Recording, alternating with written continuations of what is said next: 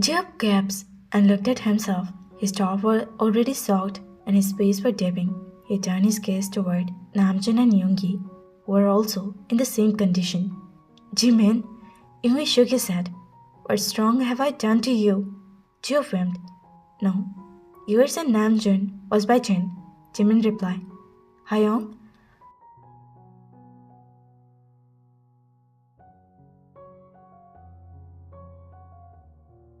I told you already. You have to pay for your betraying me. Next time, don't even think about it. Jin replied. Jungkook shifted his eyes toward Jungkook. I told them you don't drink these soft drinks. They said, keep your distance for this job. He whispered. Don't say that. They replied.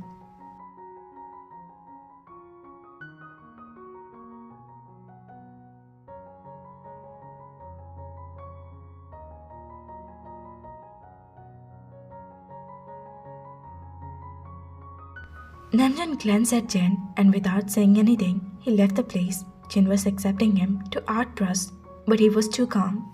Yoongi and Jihop went to change their own top as well. After a few minutes, they came back. Dan, please remuse the movie. Namjoon said calmly. Dan played the movie and switched off the lights again. The room was vibrating. With a hair-rising voice, they bent toward Jungkook and placed his head on his shoulder. Waiting, he closed his eyes, but the sound was too scary. Jungkook looked down. He has pressed his palm against his ear. Guys, I don't like the movie. Please change it. Jungkook said and rubbed the young back in a comforting way. Dan paused the movie. The room was so dark, so no one knew the actual reason. It's such a great movie, Jungkook.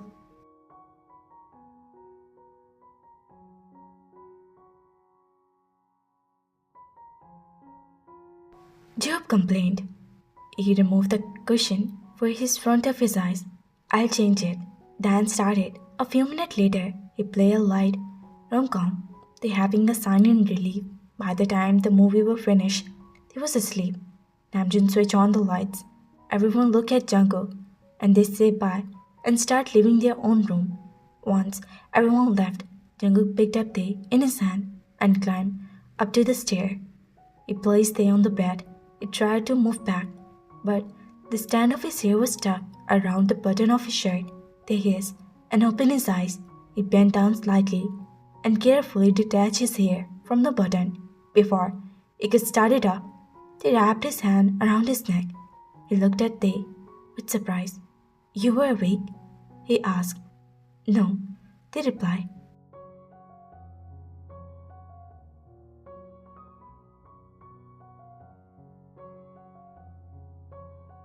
Jungkook, I'm so sorry.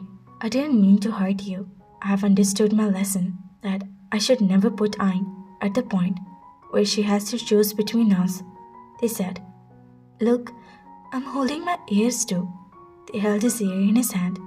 I'll never ever repeat that mistake again. Never, he said, and he was staring at him. Did you forgive me? They asked hopefully. He shook his head and sat down. He wasn't upset before, but seeing the condition, he played along. Even I know how to apologize, he said. They sat down and blinked a few times, processing his word. He held his face between his hands, gathering his fist. They kissed his right cheeks, fist, and then the left cheek. He smiled. They stared at his lips a little longer, and then looked into his eyes. It's done, they whispered. Is it? He glared at his lips and then back into the eyes and held him by the wrist tightly. Leave me, I have to go and take Ayn. Never, he whispered. I tried to get up, but he suddenly turned me around and come and placed an arm under my head. I looked up at him with wide eyes. Why did you fool me? I I like to do it, I said and gave him a smile. He didn't say anything. He was just staring at me. And I don't know how I began to feel weak. When he done that, it felt like as he was triggered my emotion by merely looking at me. The next moment, I felt him brushing his palm over my stomach at that slow speed.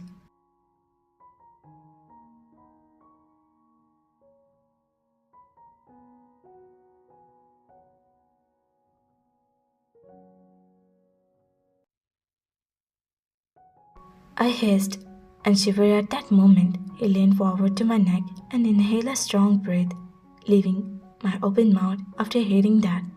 God, you smell, he said, inhaling, and I could feel the lips a little over my neck.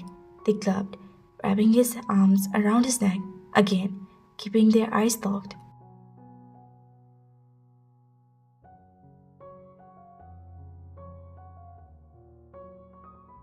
Their eyes spoke a language his eyes could understand. For the lack of words, their eyes whispered. He pulled a little, bringing his finger closer to my ear, and took out my earrings. Later, he sensually touched my earlobe. With his lips, he grabbed it, and I started nibbling it.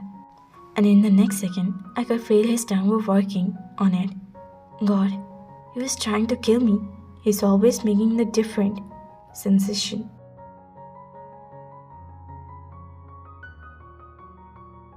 His palm was doing a magic over my stomach.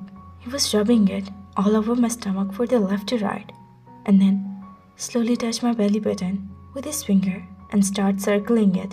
It couldn't tell how around it made me feel. I angled my face to the other side in response, not able to handle that. He was not stopping at all.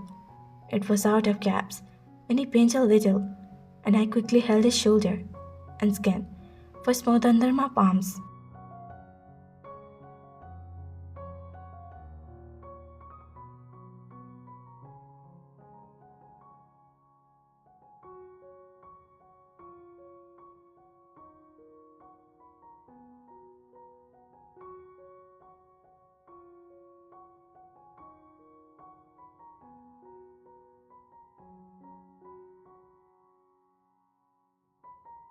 Suddenly, he bit on my earlobe, giving me that top under to my down, and I moaned loudly this time. I felt him smiling a little. He left mine. His hands were working over my stomach. He was looking at me, being only inches apart. You have no idea how jealous I feel. He smiled, but it's okay. I understand. She is just a child. She took the prank way too seriously. You don't hate me for doing that? They asked. I can never hate you, even if I wanted to, he replied.